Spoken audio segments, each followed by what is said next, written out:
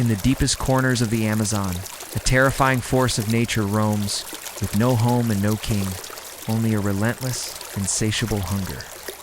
This is the army of the Ascitan Brachelli, the army ants, a nomadic legion that sweeps through the jungle like a living plague. They build no permanent nests, they store no food.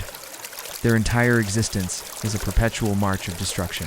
Single colony, a seething mass of hundreds of thousands, sometimes millions of individuals, moves as one cohesive unit, a river of death that consumes everything in its path. Any creature, no matter how large or small, that fails to escape this tide is overwhelmed, dismembered, and devoured. Their strength is not in individual might, but in the sheer, overwhelming power of their numbers. Their absolute, unwavering discipline, and a collective willingness to sacrifice for the greater good of the swarm. When darkness falls, they do not rest in a fortress of earth or wood. Instead, they become the fortress itself, linking their bodies together to form a living nest, a pulsating bivouac that shields their single precious queen and the developing larvae at its heart. They are the ultimate predators, an army existing for the sole purpose of moving and killing. While the army ants waged their endless war across the forest floor, a different kind of empire was taking root in silence and solitude. Far from the chaotic march, a young leafcutter ant queen, freshly mated, embarked on a solitary and perilous journey. She broke off her own magnificent wings, the symbols of her past life in the sky, and sealed her fate by burying herself in the damp earth. This was an act of ultimate sacrifice, the beginning of a dynasty built upon her own body. In the suffocating darkness of her subterranean chamber, she began to lay her first precious eggs. But her duties did not end there. She carried with her a small tuft of fungus, the lifeblood of her future colony, and began to cultivate it, feeding it with her own waste and even her own eggs to ensure its survival. This nascent fungal garden would become the stomach and soul of her kingdom. When the first tiny workers, known as minims, finally hatched, they immediately took up their duties. Their world was one of toil, cutting the first delicate fragments of leaves, tending the growing fungus, and excavating the first rudimentary tunnels. Slowly, painstakingly, this humble beginning would blossom into a sprawling, highly organized metropolis of millions, a testament to the quiet, determined ambition of a single queen. The civilization of the leafcutter ants is a marvel of natural engineering, a perfectly functioning production system that rivals any human city. Their entire society revolves around the cultivation of their symbiotic fungus, and every action is precisely calibrated to serve this central purpose. The process begins with scout ants, who venture out to identify the most suitable plants. They are not choosing randomly. They are guided by intricate chemical signals from their fungus, which tells them which leaves are nutritious and which are toxic. Once a source is identified, a formidable army of workers is dispatched. They march in highly organized, single-file lines that can stretch for hundreds of meters, forming living highways through the jungle undergrowth.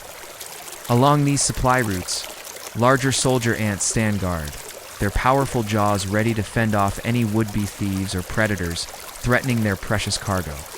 They are living bulldozers, clearing obstacles from the path and ensuring the steady flow of resources back to the nest. Each worker carries a piece of leaf many times its own body weight, a green banner held high in a tireless procession. Day and night, they labor without rest, constantly expanding their labyrinthine network of tunnels and chambers to accommodate the queen, this colossal reproductive output and the ever-growing needs of their fungal farms. Theirs is a kingdom built on ceaseless, collective effort. But life in the Amazon is a constant struggle, and no empire, no matter how sophisticated, is safe from threats. The very plants the leafcutter ants depend on have evolved their own defenses. Many species produce potent toxins in their leaves, a chemical warfare designed to poison the ant's precious fungus and starve the colony from within. An even more insidious threat comes from the microscopic world. A parasitic fungus of the genus Ophiocordyceps can infiltrate the colony, its spores infecting individual ants. This parasite is a puppeteer, hijacking the ant's nervous system and overriding its instincts. The infected zombie ant is driven to abandon its duties, climb to a high leaf or twig, and clamp its mandibles down in a death grip. From this high vantage point, the fungus erupts from the ant's head, raining its deadly spores down on the unsuspecting colony below. Beyond these biological enemies, the raw, untamable power of nature itself poses a constant danger. A single lightning strike can ignite a wildfire, incinerating entire insect kingdoms in minutes. Torrential rains can trigger flash floods and devastating mudslides, collapsing tunnels, drowning millions, and pushing even the most resilient empires to the very brink of extinction. It was inevitable that these two great powers, the nomadic army and the settled kingdom, would one day clash. The relentless march of the army ants eventually led them to the borders of the leafcutter ants' territory. The scent of millions of potential prey was an irresistible lure, and the invasion began. The army ants swarmed into the entrances of the leafcutter nest, their sheer numbers and aggressive fury a seemingly unstoppable force. Individually, the leafcutter workers were no match for the larger, more powerful army ant soldiers. But the leafcutters had a different kind of strength. Their defense was built on unity, strategic depth, and a specialized warrior caste. As the invaders poured into the tunnels, they were met by a wave of massive leafcutter soldiers. Ants with heads larger than their own bodies and mandibles, capable of slicing an army ant in two. The narrow tunnels became brutal choke points, where the army ant's numerical advantage was neutralized. The leafcutters fought with the desperation of a people defending their home, their queen, and their very existence. The battle raged, a chaotic maelstrom of clicking mandibles and chemical alarms. But the leafcutter ants' fierce, coordinated defense held firm. Ultimately battered and unable to break through the lines, the army ants were forced to retreat, leaving behind a trail of their dead. It was a rare and stunning defeat for the seemingly invincible nomadic army, a testament to the power of a united kingdom fighting for its home. Having been repelled by the leafcutters, the army ant colony did not falter. Defeat was merely a detour. They simply changed direction and continued their inexorable conquest deeper into the Amazonian wilderness. Their hunger was undiminished, their purpose unaltered. They swept through the territories of smaller, less organized black ants, annihilating them completely and plundering their young.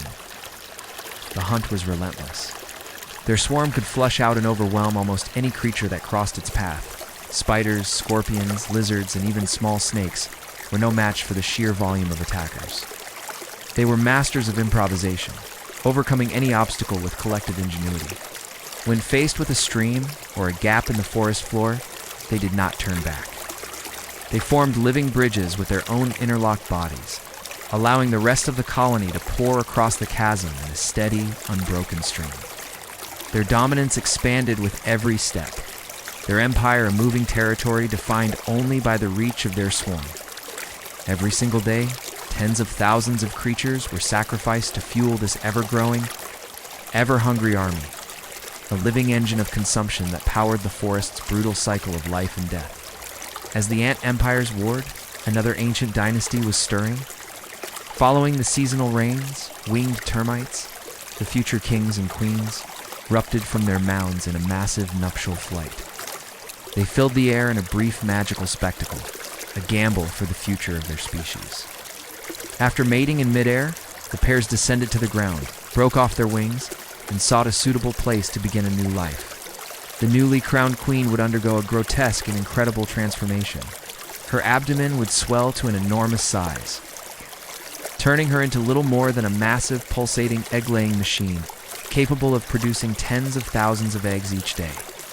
Around her, the first generation of worker termites, blind and sterile, would construct an architectural marvel.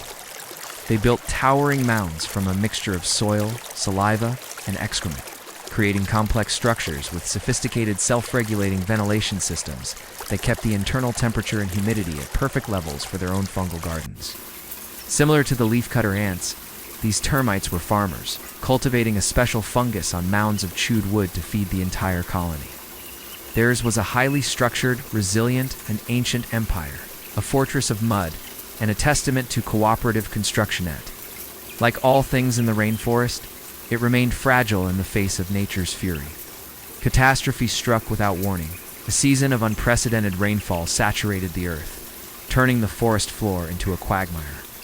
The foundations of the mighty termite mound, once a bastion of stability, were weakened by the deluge. A massive mudslide, a torrent of earth and water, slammed into the structure, tearing a gaping hole in its side and flooding the lower chambers. The colony was thrown into chaos, its defenses breached, its population devastated. The scent of panicked termites and exposed fungus traveled on the damp air, an open invitation to predators. The ever-watchful army ant swarm, sensing weakness, seized the opportunity. They poured into the breach, a tide of black death flooding the brilliantly engineered corridors of the termite mound. A final, desperate war erupted in the darkness. The termite soldiers, with their powerful, crushing mandibles, threw themselves at the invaders, sacrificing their lives by the thousand to form a living wall, a desperate attempt to protect the path to their sacred queen. It was a battle of attrition, a horrific clash of two distinct philosophies of survival. Just as the termites' defenses were about to collapse, the relentless rain intensified, cutting off the army ant reinforcements from the main column. Seizing this momentary advantage, the termites launched a final suicidal counterattack, pushing deep into the enemy ranks with one goal: to kill the army ant queen. In a chaotic final surge, they succeeded, and the heart of the invading army was destroyed. The Great War was over. Without their queen, the invading army ants dissolved into chaos and were eventually annihilated. The termite kingdom, though shattered and decimated, had survived. Slowly, painstakingly, the workers began the arduous task of repairing their broken home, clearing the dead, and tending to their queen, preparing for the birth of the next generation that would restore their empire to its former glory. Across the Amazon, the brutal, indifferent cycle of life, death, and renewal continued. In this world, there is no good or evil, no heroes or villains. There are only those who adapt and those who are eliminated, those who seize opportunity and those who become victims of circumstance. The epic struggles of these tiny, intricate societies, from the nomadic legions of the army ants to the subterranean kingdoms of the leafcutters and termites, reveal the harsh, unyielding, yet perfectly ordered laws that govern all life. They are a microcosm of the planet itself, a timeless story of survival, sacrifice, and the eternal, unforgiving rhythm of nature. Deep within the emerald labyrinth of the rainforest, a river of death flows. It's not water, but a living, breathing torrent of destruction. This is the march of the army ants. They build no permanent nests, they store no food. Their existence is a relentless, nomadic hunt. A sweeping tide of jaws and stingers that consumes every creature unfortunate enough to cross their path. In this world, the colony is everything, and the individual is nothing. Each ant is a soldier, a hunter, a kamikaze warrior ready to sacrifice itself in an instant to protect the queen and fuel the colony's unstoppable advance. Their power isn't in their size, but in their absolute numbers and unbreakable discipline. They are the ultimate raiders, a force of pure consumption. But in this same rainforest, another empire thrives, built on a completely different philosophy. This is the civilization of the leafcutter ants. Theirs is a story of patience, of agriculture, of building something from nothing. For generations, they have toiled, creating a sprawling underground metropolis that can house millions. They are not hunters, they are farmers. Day and night, a constant procession of workers marches into the canopy, snipping precise fragments of leaves. But they don't eat these leaves. They carry them back to their subterranean chambers, chew them into a pulp, and use this mulch to cultivate a specialized fungus. This fungus is their sole source of food, a testament to an agricultural partnership millions of years in the making. Their entire society is a marvel of specialization. Tiny minima workers tend to the fungal gardens and care for the young. Medium-sized workers handle the foraging and leaf cutting. And then there are the soldiers. Massive, major ants with heads larger than their own bodies, equipped with jaws that can slice through leather. They are the guardians of the colony, the heavy infantry of the leafcutter world. This intricate system of labor allows their empire to grow, to expand, to accumulate wealth and power, not through plunder, but through production. The origin of every leafcutter empire begins with an act of incredible sacrifice. After her nuptial flight, a new queen lands, breaks off her own wings, her only ticket to the sky, and buries herself in the dark, damp earth. Alone, she carries a small tuft of the parent colony's fungus in a special pouch in her mouth. This is the seed of her new civilization. She lays her first batch of eggs and cultivates the fledgling garden, feeding it with her own waste and nourishing her first larvae with her unfertilized eggs. She slowly starves herself, converting her own fat reserves and useless wing muscles into life for her children and their farm. She is a silent founder, gambling her entire existence on the hope that her first workers will mature in time to save her and the nascent colony from starvation. It is a profound act of creation, born from self-destruction. So here we have two titans of the insect world, two opposing survival philosophies destined for a collision. One survives by taking, the other by making. One is a horde, the other a civilization. And when the nomadic river of army ants swerves into the territory of the leafcutter city, war is not just possible, it is inevitable. The scent of millions of well-fed larvae, the promise of a concentrated food source, is an irresistible lure for the raiders. The army ant swarm, a unified superorganism, diverts its course and pours towards the leafcutter nest entrances. The invasion has begun. The alarm spreads like wildfire through the leafcutter colony. Chemical signals of panic and aggression flood the tunnels. The foragers retreat, and from the depths of the nest, the heavy cavalry emerges. The soldier ants, the majors, march to the front lines. Individually, a leafcutter worker is no match for the larger, more aggressive army ant. But the leafcutters have a strategy born of desperation and unity. They don't fight in the open. They create choke points at the entrances to their fortress, narrow tunnels where the army ant's numerical advantage is blunted. Here, the massive leafcutter soldiers plant their feet, forming a living wall of snapping mandibles. Their role is simple and brutal: hold the line. For every soldier that falls, another takes its place. Buying precious time for the workers inside to evacuate the precious brood and fungus to deeper, safer chambers. The battle rages for hours, a chaotic meat grinder of chitin and acid. The ground becomes a carpet of severed limbs and dismembered bodies. Now the army ants push forward with relentless ferocity, their sheer numbers threatening to overwhelm the defenders.